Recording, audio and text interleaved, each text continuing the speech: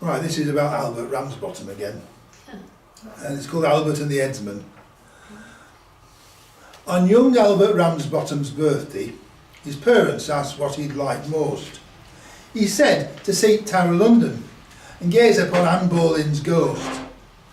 They thought this request was unusual, and at first the receiver inclined, till Pa said a trip to Metropolis might broaden the little lad's mind. He took Cherubang up to London and got there at 4:45. Then, seeing as pubs wasn't open, they went straight away to the Tower. They didn't think much to the building. It weren't what they'd been led to suppose, and the bad word Tower didn't impress them. They said Blackpool had got one of those.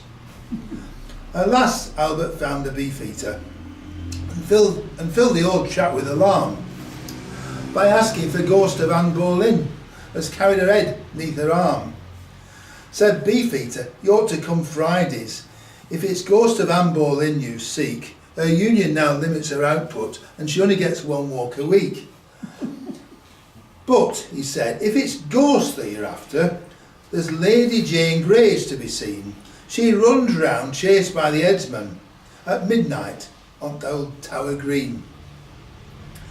They waited on Green till near midnight. Then, thinking they'd time for a sup, they took out what food they brought with them and waited for ghost to turn up.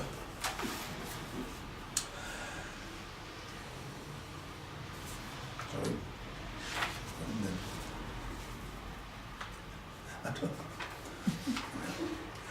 On the first stroke of 12, up jumped Albert, his mouth full of cold, dripping toast.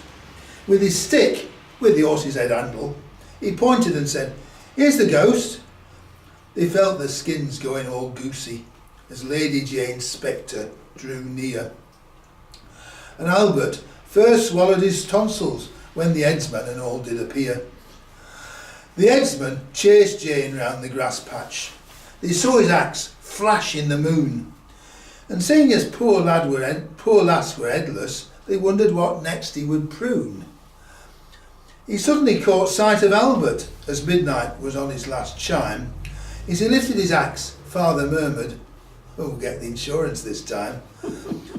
At that mother rose, taking umbrage. She said, "Put that cleaver away. You're not cutting our Albert's head off. Yon collar were clean on today."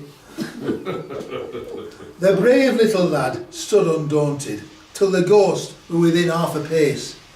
Then, taking the toast he were eating, he slapped it, dripping sound down on his face. 'Twere a proper setback for the headsman. He let out one howl of despair, then taking his lady friend with him, he disappeared, just like that. There. When Pa saw the way as they vanished, he trembled with fear and looked blue, till Ma went and patted his shoulder and said, "It's all right, lad, we saw it too." Some say 'twere the dripping has done it. From a roast leg of mutton it came, and as Edmund had been a beefeater, they reckoned he'd vanished from shame. And around Tower Green from that moment, they'd never seen sign of a ghost. And when beefeaters go on night duty, they take slices of cold dripping toast.